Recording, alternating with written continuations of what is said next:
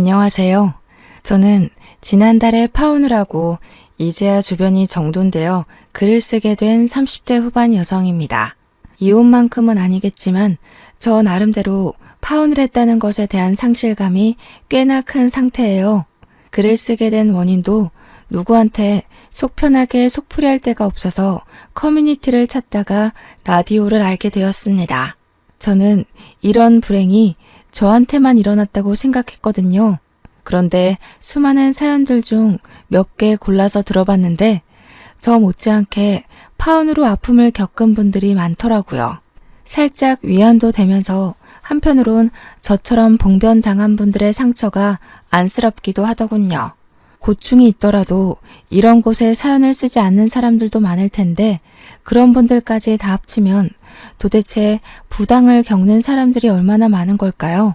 세상살이 좀 행복하고 즐겁고 싶은데 그 단순한 것이 이렇게나 어려운 것인 줄은 몰랐네요. 저는 이번 파혼이 결혼 파투를 떠나서 사람 자체에 대한 신뢰에 대해 다시 생각하는 계기가 되었거든요. 제가 어떤 일을 겪고 하소연을 하러 왔는지 꼭 한번 들어봐 주세요. 제 개인적인 생각인데 결혼을 하려면 서로 간의 신뢰가 무조건 밑바탕으로 이루어져야 된다고 생각하거든요. 그런데 저는 결혼 시작도 하기 전에 배우자에 대한 신뢰가 떨어졌다는 거예요. 그럼 제가 배우자에게 미련이 남았다고 하더라도 그 관계는 끝내야 하는 게 맞는 거잖아요. 결혼이 엎어진 게 불과 한 달 전이기 때문에 솔직히 말하면 저는 여전히 예비 신랑에 대한 미련이 남아 있습니다. 그럼에도 불구하고 훗날의 불행을 무시할 수 없어서 파혼을 했어요. 이유는 간단하게 말씀드릴게요. 돈 문제였습니다. 사랑하는 사람과의 사이를 방해받는 장애물 중 손꼽히는 것 하나가 바로 돈 문제가 아닌가 싶은데요. 제가 바로 그 문제 때문에 걸려 넘어져 예비신랑과 헤어지게 되었습니다. 그래도 5년을 사귀고 결혼 약속을 하게 된 건데 5년 세월이 허무하게 돈 문제로 파혼을 하냐 그렇게 생각하는 분들이 있을지는 모르겠어요. 아마 결혼에 대해 환상을 갖고 있다면 그런 생각을 할지도 모르겠죠. 저는 예비신랑과의 결혼 생활에 로망이 있었지만 그렇다고 앞을 내다보지 못하는 성격은 아닙니다. 저희 친정과 시댁 이야기를 해볼게요. 양가 집안은 소득이 비슷한 수준이었습니다. 물론 살고 있는 집 건물은 우리 친정이 좀 더 땅값 높은 곳에 위치했어요. 하지만 예비 신랑이 얘기하는 예비 시댁 소득만 들었을 경우엔 저희 집 형편보다 훨씬 나은 위치에 있어서 그저 예비 시부모가 소소하다고만 생각이 들었습니다. 예비 신랑 말로는 예비 시부모가 소고기 식당을 하고 있다고 했고 매출이 연 10억은 되는 곳이라고 자랑스럽게 말한 적이 있어요. 그래서 제가 당시 결혼하려고 모은 자금이 1억 8천 정도 된 것에 비해 예비신랑이 한 9천 준비한 상태였더라도 딱히 예비신랑이 돈이 없어서 못 모았다고는 생각하지 않았어요. 오히려 예비시댁이 그만큼 돈을 버는데도 자기 힘으로 결혼 자금을 마련한 예비신랑이 기특하기까지 했습니다. 예비신랑의 효심을 본받아 저도 웬만하면 친정에 손 벌리지 않으려고 했죠. 그럼에도 집만큼은 친정에서 주는 호의를 무시하지 못했는데요. 저희 친정에서 전세로 세를 내놓은 집이 하나 있었거든요.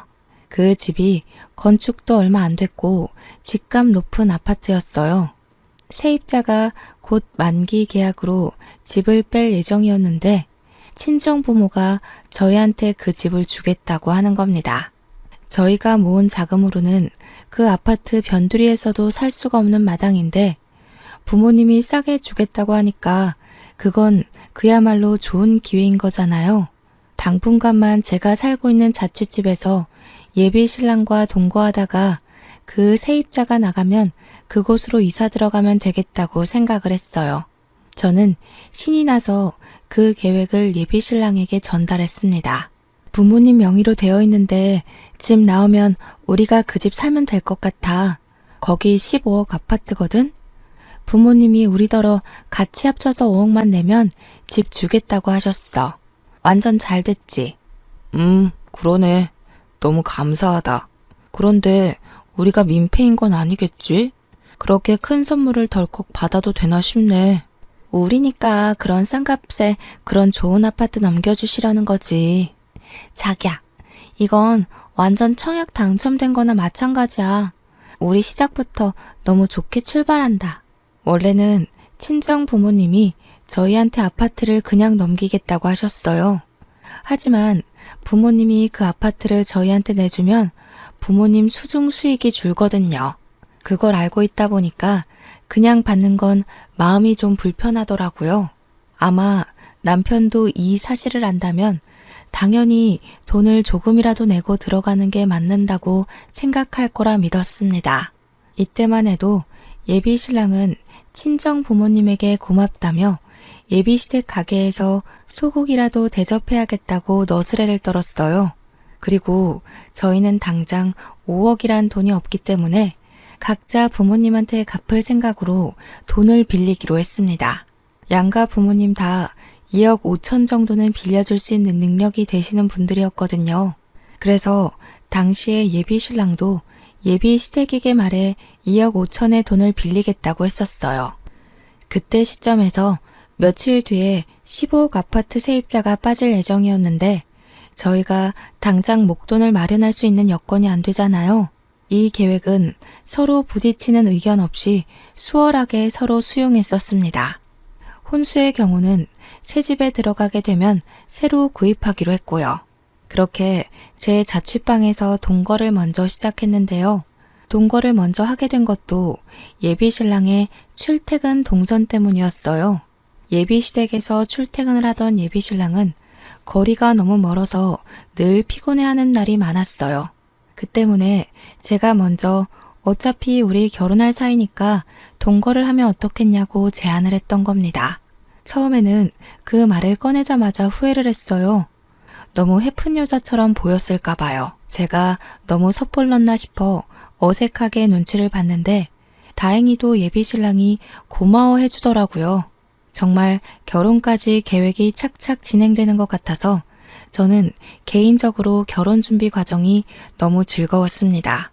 먼저 결혼한 친구들과 연락하면서 신혼살림에 대해 상담이나 정보도 받으며 결혼을 기대했어요. 그런데요, 한날 예비 신랑이 좀 이해할 수 없는 말을 하는 겁니다. 자기야, 혹시 돈 좀 있어? 내가 이번 달 대출이자 낼 돈이 부족해서 그러는데 여윳돈 있으면 조금만 도와주라.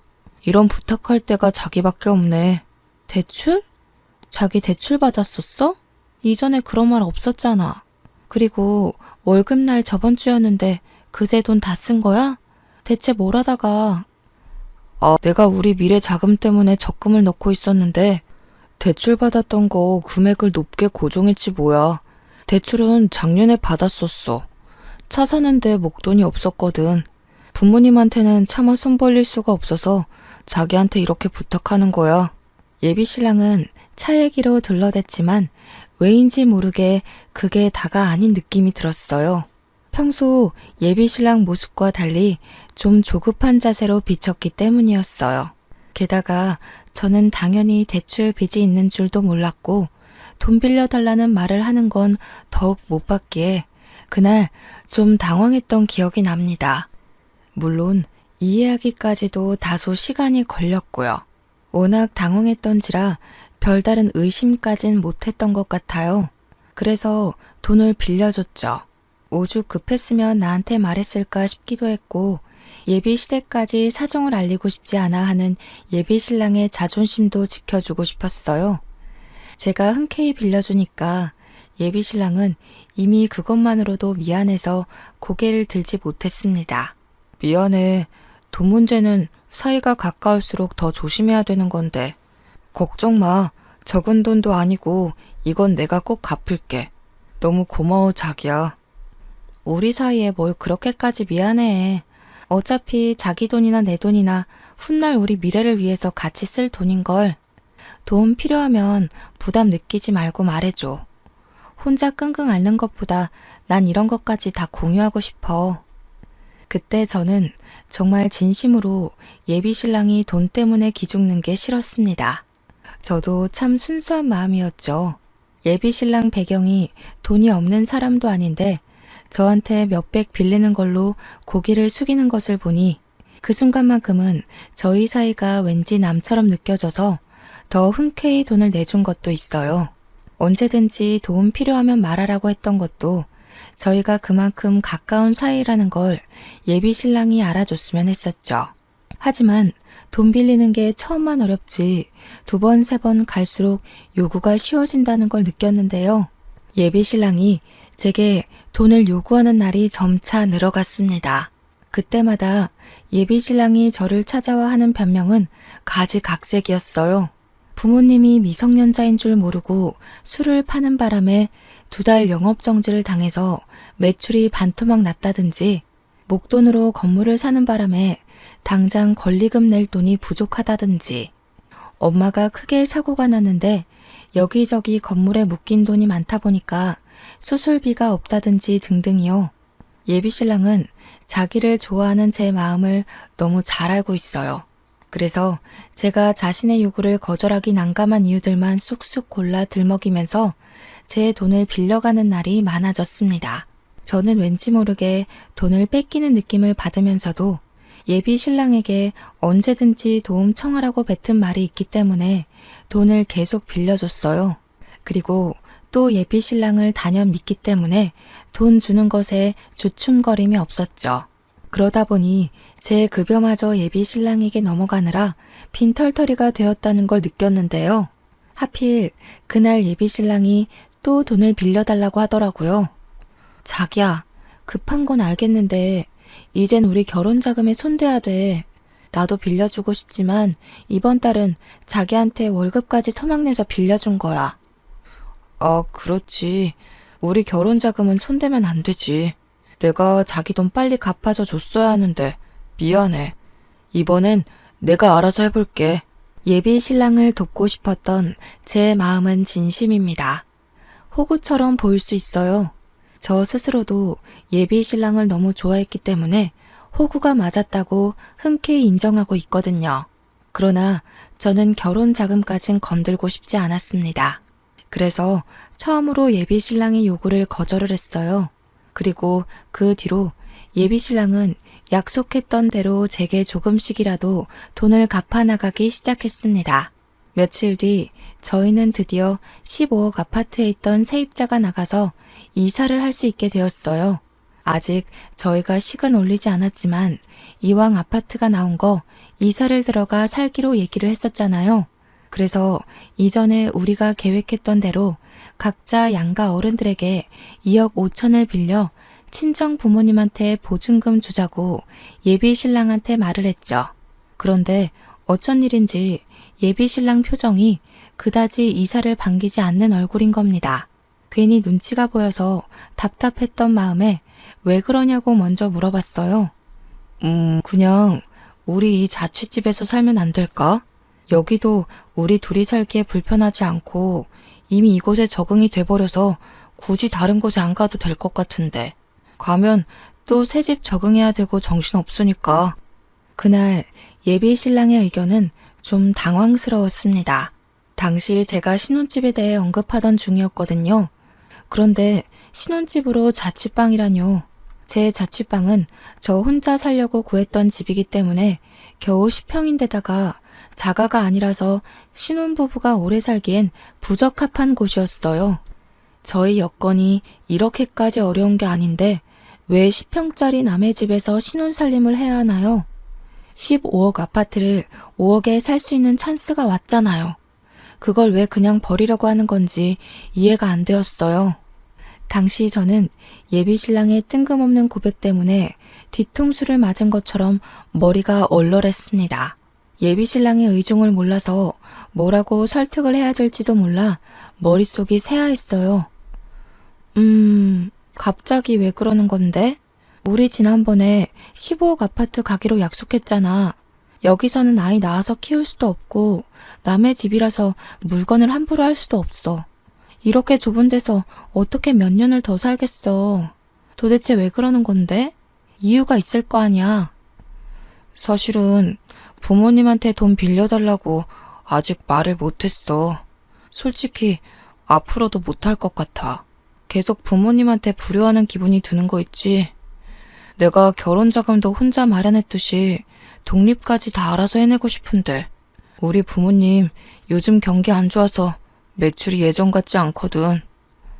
자기 말 무슨 뜻인지 알아듣겠어. 그래도 우리 신혼집이잖아.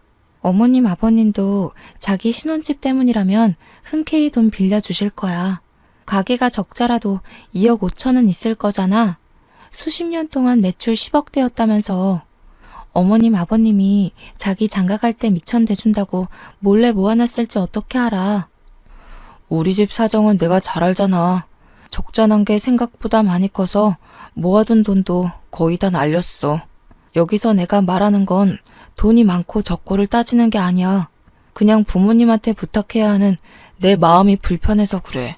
저와 예비 신랑은 그날 대화를 다 마무리 못하고 결국 어영부영 말을 끝냈습니다. 아무것도 결정되지 않은 상황에서 친정 부모한테 연락이 왔는데 예비 신랑의 입장 때문에 아파트 입주를 못할 수도 있다는 말을 못하겠는 거예요. 또 저는 예비 신랑 생각과 달라서 신혼살림을 그곳에서 시작하고 싶었거든요.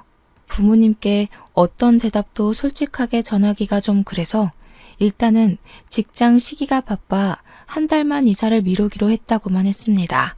그리고 제가 생각한 방편은 예비 시댁에 찾아가 대화를 나눠보는 것이었어요. 예비 신랑이 알면 못 가게 할 게 뻔할 테니 몰래 연차를 내서 차를 몰고 예비 시댁을 가야만 했습니다. 예비 시댁은 한 번밖에 안 가봤지만 제가 지리를 잘 외우는 탓에 쉽게 찾아갈 수 있었어요. 그리고 웃기게도 저는 바로 그날에 파혼을 결심하게 되었죠. 예비 시댁 가게가 11시에 오픈을 한다는 말을 들은 적이 있어서 일부러 그 시간 전에 찾아갔습니다.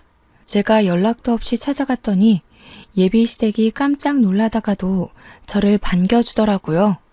저는 예비 시댁의 환대를 받으며 아침상 대신 차 한 잔을 대접받았습니다.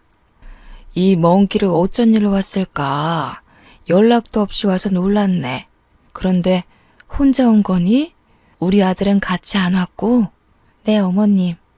제가 여기 찾아온 건 비밀로 해주셨으면 해요.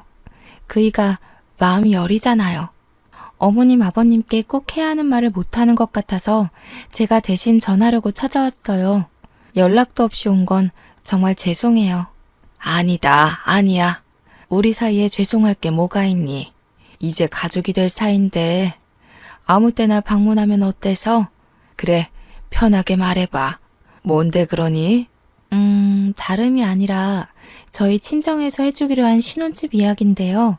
그이한테 전해 들으셨는지는 모르겠어요. 그 아파트가 15억인데 저희 부모님이 5억의 집을 내준다고 하셨거든요. 근데 저희가 모은 돈이 조금 모자라서 각자 부모님께 빌린 후 갚는 걸로 하겠다고 말을 다 맞춰놨는데 갑자기 그이가 안 하겠다고 해서요. 그래서 제가 신뢰를 무릅쓰고 예비 신랑을 대신해서 부탁하러 왔다고 솔직하게 얘기를 했습니다. 그런데 사람이 말을 하다 보면 대충 공기 흐름을 눈치챌 수는 있잖아요. 제가 최대한 알아듣기 쉽게 그리고 예의 있게 신경 써서 말을 했는데 내내 분위기가 이상하더라고요. 두 분이서 저를 앞에 두고 대놓고 쑥덕거리는데 제가 확실히 놓치는 부분이 있는 듯한 기분이었습니다. 저는요, 이렇게 말을 하면 당연히 예비 시부모가 아들을 위해 그 정도는 빌려줄 거라고 생각했습니다. 왜냐하면 예비 시부모 가게 매출이 연 10억이면 저희 집 소득보다 높은 편이었거든요. 예비 신랑 말로는 적자 난 지가 두세 달이라고 하는데 두세 달 만에 매년 10억대 매출이 동날 수가 있나요? 그래서 제가 첫 서사를 뱉으면 예비 시부모가 기다렸다는 듯이 알아채고 흔쾌히 부탁을 들어줄 거라 생각했어요. 그런데 제가 본 예비 시부모의 반응은 전혀 제 얘기를 이해 못하는 얼굴이었습니다. 제 얘기가 갑작스러우실 수 있어요. 그이가 부모님께 불효하는 것 같다고 그동안 숨겼으니 이런 제안이 당황스러운 게 당연하죠. 하지만 요즘 집값 비싼 거 아시잖아요. 15억 아파트를 5억에 매매할 수 있다는 건 정말 행운이에요. 저는 저희 부모님께 벌써 말씀드렸어요. 어머님, 아버님만 그이한테 조금 보탬이 돼주시면 안 될까요? 조금 많이 당황스럽긴 하구나. 그런데 아마 아파트 얘기를 미리 해줬다고 해도 그 제안은 우리한테 무리이지 않나 싶어. 우리가 그만한 형편까진 안 돼. 요즘 경기 안 좋아서 장사가 잘 안 된다고 듣긴 했어요. 그래도 어머님, 아버님 장사 수익이 연 10억이었다고 들어서 힘에 부치는 액수는 아닐 거라고 생각했거든요. 힘드시다면 할 수 없네요. 다른 방법을 알아보겠습니다. 저는 예비시댁과 의논을 하러 간 거지 강요를 하러 간 것이 아니기 때문에 길게 대화를 할 생각이 없었습니다. 그런데 예비 시부모가 제 말에 더 크게 놀라더니 손사래를 치더라고요.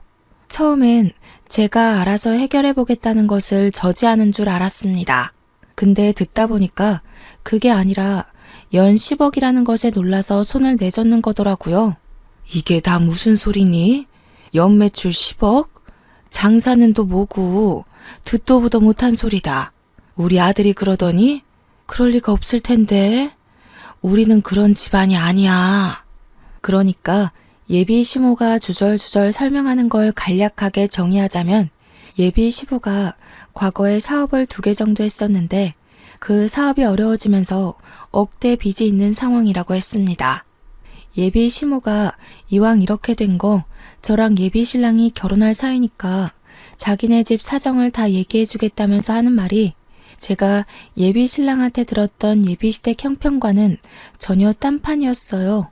말했다시피 예비 시댁에는 억대 자산이 아닌 억대 빚이 있는 상황이었고 소고기 가게를 운영한 적도 없으며 당시 벌고 있는 수익이 적어서 예비 신랑이 주는 생활비까지 보태어서 근근히 지내고 있다고 합니다. 살고 있는 집도 전세 대출받아 마련한 집이라고 했고요.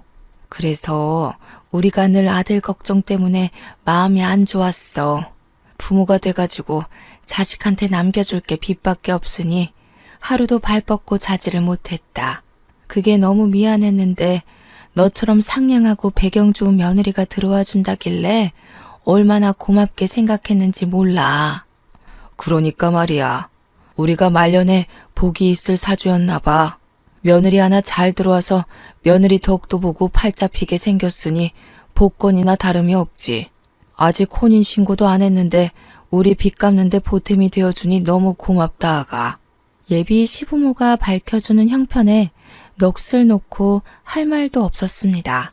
그런 와중에도 이해 안 되는 말이 하나 더 있었는데 제가 빚 갚는 데에 보탬이 되어주었다는 예비 시부의 말씀이었어요. 저는 예비 시부모의 형편을 몰랐기 때문에 보탬이 된 적도 없고 뭘 도운 적도 없거든요. 그런데 그게 무슨 말인가 싶었는데 알고 보니 예비 신랑이 제게 빌려간 돈을 예비 시부모한테 다 갖다 바치고 있었지 뭡니까. 생활비며 대출이자며 제 돈이 안 닿는 곳이 없었더라고요. 정말 충격이었습니다. 예비 시부모는 그걸 제가 당연히 나서서 해줬다고 생각하고 있었으니 저한테 낯빛 하나 안 바뀌면서 얘기를 한 거겠죠.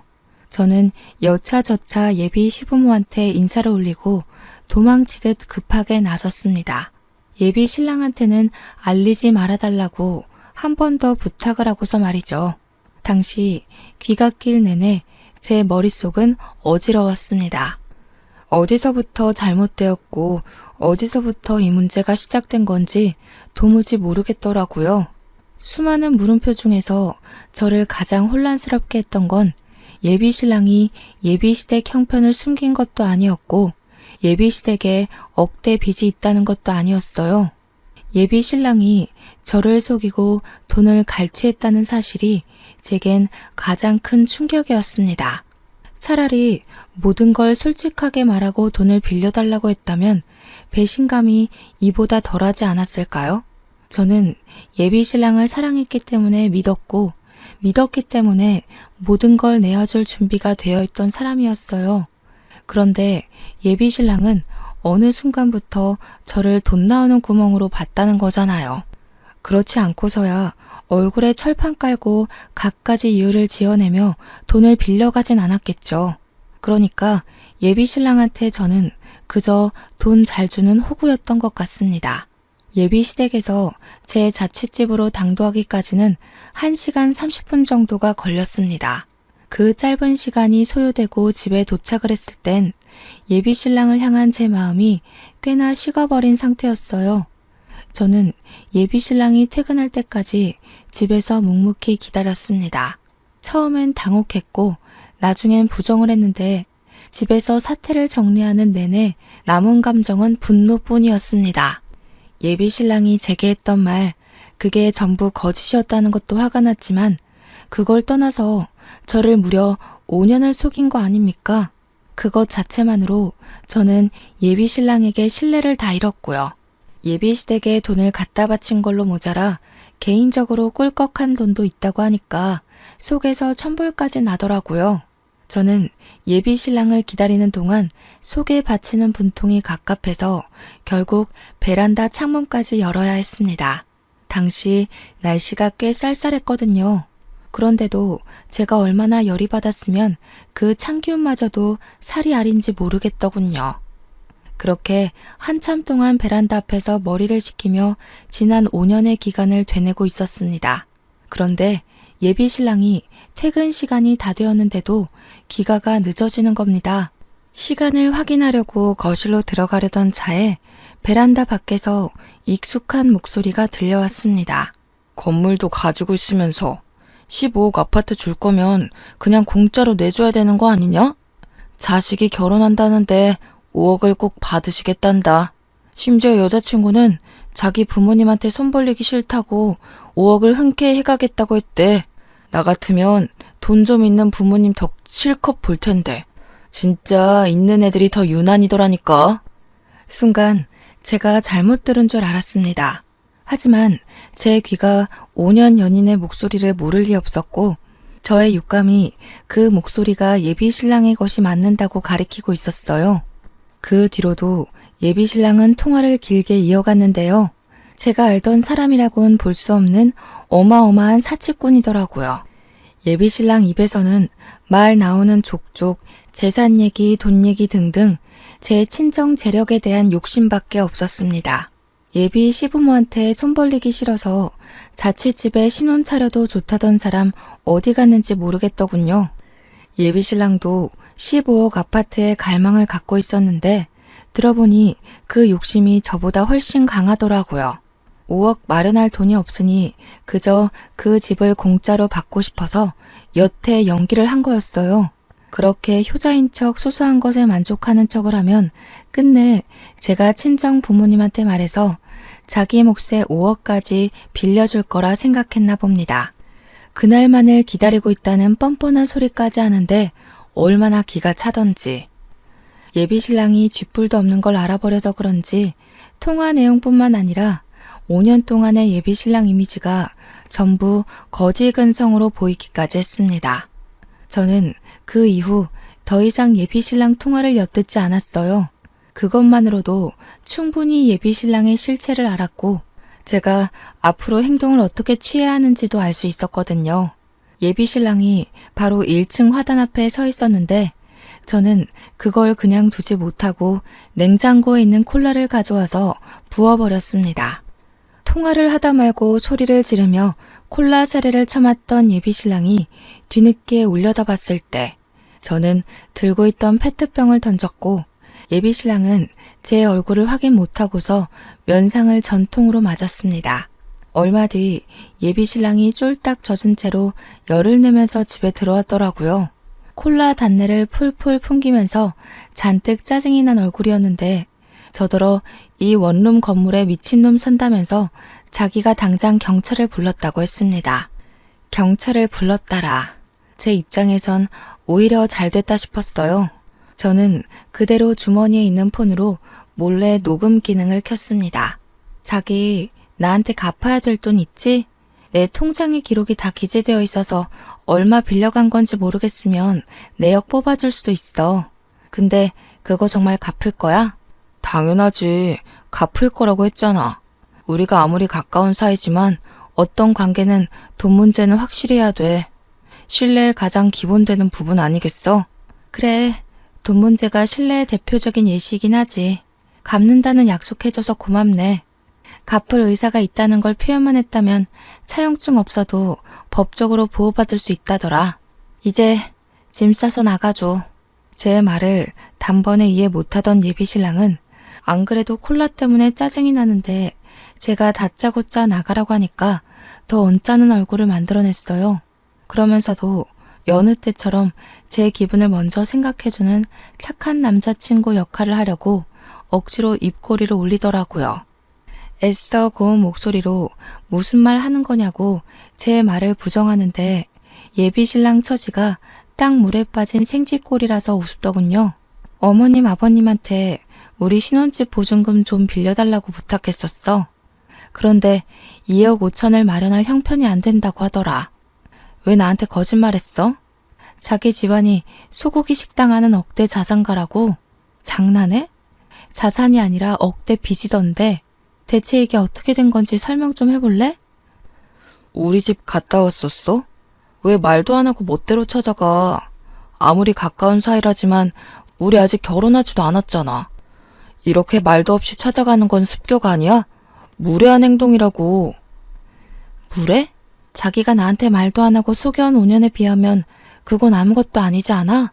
우리 친정이 아파트 공짜로 안 주는 게 그렇게 억울했니? 돈 좀 있는 처가댁 덕 보면서 졸부처럼이라도 살아보려고 그랬던 거야? 여태까지 나한테 보였던 마음 중에 진심은 있었어? 정말 자기한테 크게 실망했어. 뭐야? 자기가 나한테 콜라 뿌린 거야? 미쳤어? 스토커도 아니고 남의 통화를 왜 엿듣고 있었는데? 이 와중에 자기는 그저 콜라 처먹은 게 억울한가 보구나. 그럴 때가 아닐 텐데. 상황 파악도 못하네. 어머님 아버님은 너 이러고 다니는 거 모르시더라. 불효를 저지르는 것 같아서 부모님한테 손을 못 벌리겠다고 했었어? 자기가 말하는 효도는 뭐야? 남의 집 등쳐먹으면서 돈 갖다 바치는 거? 자기가 솔직하게만 말했어도 나 이렇게 끝내진 않았어. 자기는 나랑 우리 부모님을 모욕한 거야. 제게 계속 성난 얼굴을 하고 있던 예비신랑은 제가 파혼을 하겠다고 하자 그제야 당황하면서 제 손을 잡았습니다. 화풀나고 어떻게 된 건지 다 설명하겠다면서 왜 그럴 수밖에 없었는지도 모두 숨김없이 밝히겠다고 저를 살살 구슬리더군요. 예비신랑이 제 얼굴 보고 하는 말을 제가 어떻게 더 믿을 수 있겠습니까? 제 뒤통수에 대고서만 진짜 얼굴을 비추는 사람이잖아요. 콜라 범벅된 예비신랑의 손을 내친 저는 대답 없이 순수 현관문을 열어줬습니다. 그대로 예비신랑을 밖으로 내몰았어요. 제발 자기야. 남자가 빈털털이라고 하면 자기가 안 만나줄까봐 거짓말 좀 한 거야. 그게 그렇게 잘못이야? 남자의 순정은 앞뒤 상황 안 보고 그렇게 돌진할 수도 있는 거라고. 나 정말 자기한테 진심 아니었던 적이 없어. 어머님 아버님이 나더러 뭐라는지 알아? 시댁이 거지 형편인데도 흔쾌히 며느리 하겠다고 해줘서 고맙다고 하더라. 나보고 자기네들은 혼수해 줄 돈이 없으니까 돈 많은 우리 부모님한테 잘 말해서 신혼집 공짜로 해달라는 거 있지? 네가 바랬던 것처럼 말이야. 그건 우리 부모님이 뭘 착각해서 그런 거야. 빚 많은 거 숨긴 건 미안해. 그것 때문에 부모님이 헛꿈을 꿔서 그런 거지. 절대 너한테 빌붙으려는 의도로 말한 건 아니야. 내가 부모님한테 다 설명해 놓을게. 절대 네 돈 들어가게 하는 일 없게 할게. 응? 다들 그동안 나를 호구로 봤겠구나. 너나 시부모님이나 나한테 당연하게 요구하는 것 보면 정말로 우리 집을 통해서 그 수억대 빚을 해결해 볼 심산이었던 거야. 바보같이 남자의 눈이 먼 나도 잘못이겠지만 그 순수한 마음을 이용한 네가 진짜 개자식이야. 저는 예비 신랑의 변명조차 그만 듣고 싶어서 급하게 문을 닫으려고 했습니다. 그런데 예비 신랑이 그걸 막아서며 그 사이로 무릎을 꿇어앉는 거 아니겠습니까? 그러면서 하는 말이 정말로 가관이었는데요. 그럼 순순히 파혼할 테니까 이번 달 대출 이자만 빌려달라고 하더라고요. 저 아니면 돈을 구할 데가 없대요. 어떻게 파혼하는 마당에 그런 소리를 할 수가 있는 거죠? 어처구니 없어서 그냥 문 닫으려고 하는데 예비 신랑이 갑자기 자세를 일으켜 제 어깨를 센 힘으로 붙잡았습니다. 좀 전까지는 나름 자기가 지켜온 이미지를 유지하려고 애를 쓰고 있었다면 이제부터는 이게 바로 예비 신랑의 본 얼굴인가 싶을 만큼 낯선 모습을 보였어요. 내가 너한테 쏟은 시간이 얼만데 너한테 나만큼이나 잘해줄 사람 있을 것 같아? 잘 생각해. 네 나이 적은 거 아니고 더 이상 너만 보고 헌신해줄 남자 없어. 여자는 나이 30부터 꺾인다는데 넌 30살도 이미 훌쩍 넘겼잖아. 나랑 끝내면 네 처지 헌신짝이나 다름 없어진다는 거 몰라? 아, 그래. 너는 날 여태 그런 식으로 생각하고 있었구나. 집안 배경은 어느 정도 되는데 나이가 많으니까 적당히 비위만 맞춰주면 재산을 갈취할 수 있을 거라고 생각했던 거지. 처음부터 그런 마음으로 나한테 잘했나 보네. 내가 헌신짝이 되더라도 애초에 구멍난 양말 수준이던 너보다는 멀쩡한 삶을 살겠지. 제가 예비 신랑의 정강이를 냅다 차버렸을 때 예비 신랑이 아파서 소리를 꽥 질렀는데요. 갑자기 저한테 손을 올리더라고요. 자기도 더 이상 저한테 참아주기 싫다면서 다 망해버린 마당에 자기 분한 마음이나 풀어야겠다고 제 얼굴에 손을 대려고 했습니다. 그런데 하늘은 제 편이었던 거죠. 때마침 예비 신랑이 신고했다던 경찰이 왔고 저는 경찰한테 도와달라 소리치며 예비 신랑이 나를 스토킹 당한다고 잡아가 달라 했어요. 그랬더니 예비 신랑은 2명의 경찰에게 강하게 연행되어 1층으로 끌려갔습니다. 예비 신랑은 질질 끌려가면서도 저한테 욕짓거리를 내뱉었어요. 비록 모든 게 사기였지만 그래도 한때 제가 5년을 사랑했던 남자였는데 예비 신랑에게 욕을 가득 먹으니 기분이 참 생소한 거 있죠.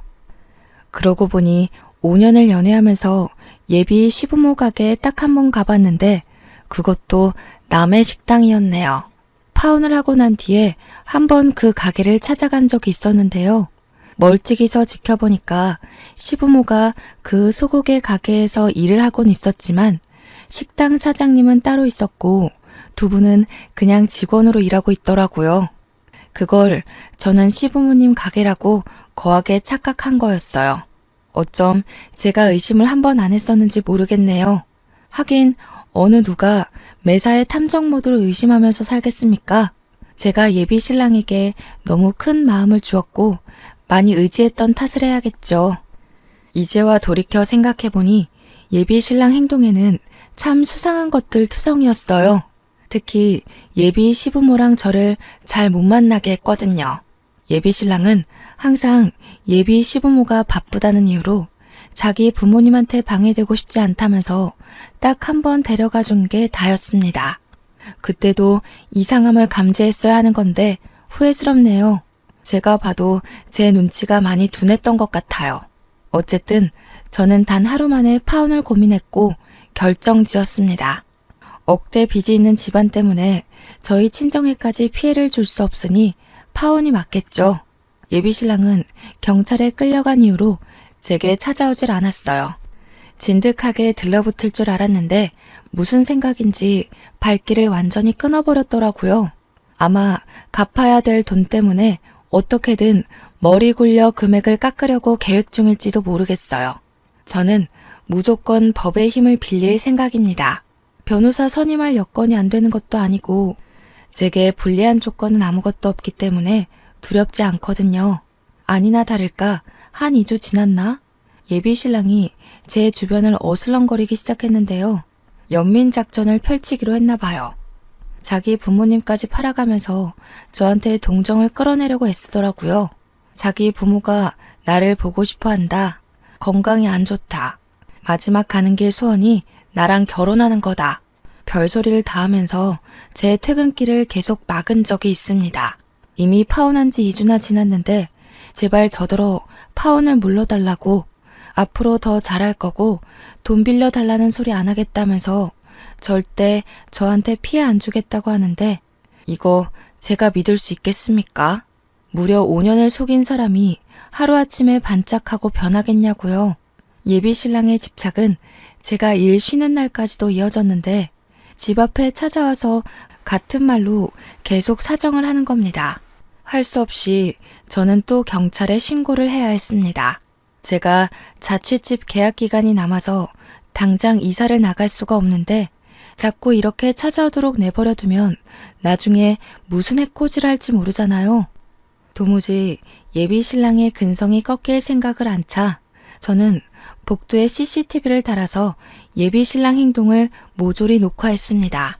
그리고 그걸 예비 시부모한테 보내고 SNS에는 스토킹 영상으로 올려버렸어요. 경찰에도 신고해서 증거 영상으로 제출했더니 접근 금지 명령이 떨어지더라고요. 그동안 빌려줬던 돈은 다행히도 무사히 돌려받을 수 있었습니다. 역시나 예비 신랑 음성 녹음이 법적 효력이 되어서 처리되는 데 문제가 없었거든요. 모든 게 정리가 되었다고 생각했을 무렵 예비 시모한테 한 번 전화 온 적이 있었는데요. 예비 시모마저 저를 설득하려고 연락을 했더라고요. 나는 정말 너희 둘 사이에 그런 사정이 있었는지도 몰랐다. 우리 애가 나쁜 마음으로 그러진 않았을 거야. 집에서 네 자랑을 얼마나 많이 했었는데 한 번의 실수라고 생각하고 이번만 용서해주면 안 되겠니? 우리 애는 정말 너 없인 못 살아. 지금 일도 억지로 다니고 있어. 죄송해요. 그이는 저한테 단 한 번도 진심이었던 적이 없다는 걸 느꼈어요. 여기서 제가 용서를 해버린다면 저랑 저희 친정은 정말로 천치가 돼버려요. 저도 부모님께 불효는 하기 싫네요. 제가 손해보는 결혼을 한다면 부모님이 많이 속상할 거예요. 제 말을 이해하기 싫은 건지 예비 시모는 마치 예비 신랑처럼 끈질기게 매달렸습니다. 근데 예비 시모도 왠지 제 돈이 아쉬워서 붙잡는 것 같은 느낌이 들더라고요. 제 돈으로 빚을 조금씩 청산하고 있었는데 더 이상 제 도움이 없으니 다시 빠듯해서 잡는구나 싶었어요. 저는 결국 더 이상 예비 시모의 징징거림을 듣지 않고 죄송하다는 말만 한 뒤에 끊어버렸습니다. 제가 이 모든 것을 결혼하고 혼인신고한 뒤에 겪었다면 어쩔 뻔했습니까? 제 결혼이 엎어졌다는 것 자체는 무척 속상하지만 파혼으로 마무리 지을 수 있었던 걸 감사하게 생각하려 합니다. 그런데 한편으론 왜 하필 내게 이런 일이 일어났고 내가 파혼으로 안심을 해야 되는 경험을 했을까 세상이 원망스럽기도 했네요. 무사히 결혼할 수는 없었나 싶기도 하면서요. 결혼 준비는 참 힘들고 어려운데 결혼 엎어지는 건 물 쏟는 것처럼 참 쉬운 것 같습니다. 누군가는 천운으로 받고 누군가는 안타깝게 봐줬던 저의 파혼 과정은 이렇게 끝을 맺었습니다. 5년간 하루 이틀 아니고선 매일 붙어있던 사람이 없으니까 좀 허전하긴 한데요. 그래도 예비 신랑의 실체는 용서할 수 없을 만큼 저에게 큰 깨달음을 주었어요. 이 기억을 완전히 잊기엔 안타깝게도 제 나이가 좀 찼기 때문에 완벽히 지울 수는 없을 것 같아요. 곧 40을 바라보는 제가 아픈 기억을 세월로 덮어버릴 수 있는 어린아이의 나이는 아니니까요. 그래도 제가 그 사람을 평생 기억하면서 계속 성숙해지지 않을까 싶습니다. 이미 그 계기가 되기도 했네요. 제 이야기가 조금 시시하셨을지도 모르겠어요. 저보다 더한 고충 겪는 분들이 많기도 하던데 각자의 고충은 비교를 하는 게 아니라지만 그래도 제가 살짝 더 나은 사정에서 쉽게 해결이 되지 않았나 싶습니다. 그럼에도 누군가에게 배신을 당했다는 사실은 좋게 합리화하려고 해도 많이 아프네요. 제가 씩씩한 척 아무렇지 않게 사연을 작성하긴 한데 아직도 입맛이 없어서 밥을 잘 못 먹고 있어요. 갑자기 세상에 혼자 동떨어진 느낌이 드문드문 올라오더라고요. 그래도 이런 기회를 통해 마음속 이야기를 할 수 있어서 좋았네요. 이런 얘기 친구들한테도 사실 하기 조심스럽거든요. 분명 친구들이 저더러 바보라고 욕할 것 같아서요. 어쨌든 전 계속해서 극복해 나갈 예정입니다. 그래서 지난주에 요가 학원도 등록했어요. 마음 정돈하는데 좋을 것 같아서요. 다들 크든 작든 배신 안 당해본 경험 없을 거라 생각합니다. 내가 무너진다면 그것이야말로 완벽한 패배가 아니겠어요? 모두들 파이팅 하셨으면 좋겠어요. 감사합니다.